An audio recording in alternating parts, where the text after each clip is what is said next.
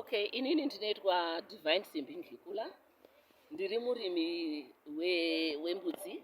Tinorima tiri kuFeatherstone. Zvakare ndiri chairperson weGoat Breeders Association of Zimbabwe. Zuva ranhasi tiri kuita inonzi Goat Ndava yatinoita kamwe pagore.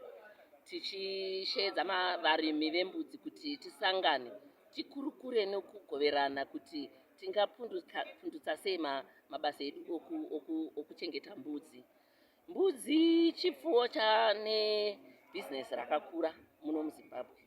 Izvi zviri kuonekwa nokuti izvo nyama chaiyo yembudzi iri kushayikwa mumasupermarkets. Tikatarisa masupermarkets akaita sana OK, Food World, TM and so on. Vari kushaya mbudzi and vazhinji vacho vanouya kwatiri isusu varimi zvakaita sekwandiri inini, vanouya kwandiri vanondifonera vanosvika kupurazi kwangu, tiri kudawo nyama yembudzi. Nyama dzembudzi dzachona hadzisi kuwanikwa nenyaya yekuti iye zvinezvi mbudzi dzedu muZimbabwe dzichiri shoma. Population yedu yezvezvi yembudzi is about 4.2 million. Pa 4.2 million zhinji dzichiri kuma smallholder farmers. Saka zvakazoonekwa through program yatinoita inonzi ZAGP, Zimbabwe Agricultural Growth Program, nebato rinonzi value, kuti tione kuti tingaita sei kuti increase production yembudzi muno muZimbabwe, ndokuti tigokwanisa kugutsa market yemuno, because market yemuno muchai tiri kutadza kuigutsa. Zvakare export market iri kuuya patiri ichigogotsa pamadhoo edu achiti todawo mbudzi vanobva kunana UAE uko kunana Arab world. Vanotodawo nyama yembudzi kwatiri isusu kuno kuZimbabwe, asi hatitokwanisi kuexporta nenyaya yekuti manhamba acho arimo haakodzeri kuti export. Katakuda kutoexporta zveura manhamba avanoda kuti tiexport akakurisa. One consignment inoda kana mbudzi 100 tons per week. Kuti izvozvo zviitike nemanhamba etinawo, tieta kutouraya nembudzi dzedu dzisiri kutobereka. Zvakare munomu masupermarkets andataura yaya, ari kushaya nyama mumabuchari mumanhigi mavo nenyaya yekuti hachisi kukwanisa kuwana.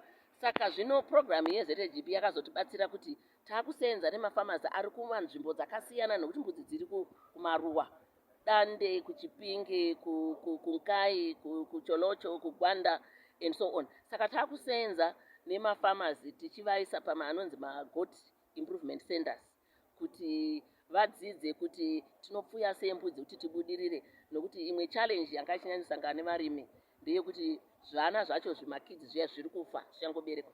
Mortality ratio yemunomu ndofunga iri 36%, whereas tofanira kutarisira kuti haifanira kudarika 15%. Saka ndo technical ruzivo rwatiri kupa kuvarimi.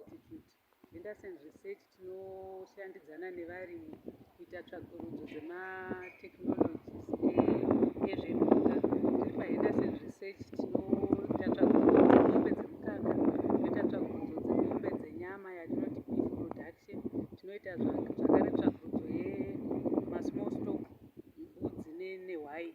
Saka pazuva ranhasi tiri kuita yatiri kuti Goat Ndava, patiri kutaura zvese zvine chekuita nekuchengetedzwa kwembudzi.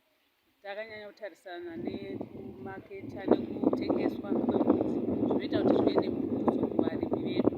Saka tiri paBreeders Research Institute takagadzira nzvimbo yekuti mafarmers from all over the country vanogona kuuya vachiurayira mbudzi dzavo pano nemapuraizi akaderera, tichizama kuti vawane goho rakati wandei pambudzi dzavo. Saka vanenge vachiuya since iri government institute, tete nemapuraises akati dererei, mouya moslota mbudzi dzenyu, makunowana yatiri kuti direct market yamunongokwanisa kuzotengesa mukati memadhorobha makuru ari mukati menyika yedu yeZimbabwe.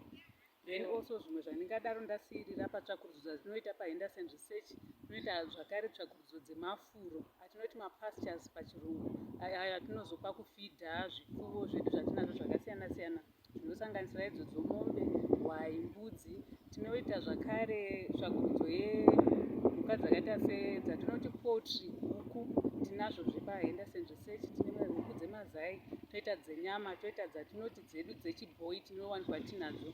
We also do zvinhu zvatinotaura zvehove, tineyo imwe section again inoita nezvehove, saka tinoita futi tsvakurudzo again dzehove. Saka chinangwa chedu ndechekuti tikwanise kuvandudza production yezvipfuwo zvatei tichiita muno. Saka tei tichitsvakurudza zvese izvozvo kuti tive tichiwana gohwo rakati wandei mukurima kwatinoita zvipfuwo. Zita rangu ndinonzi Piston Mate, ndiri murimi paBeatrice panonzi paRosaram. Ndinochengeta mbudzi dzinonzi maboa goats.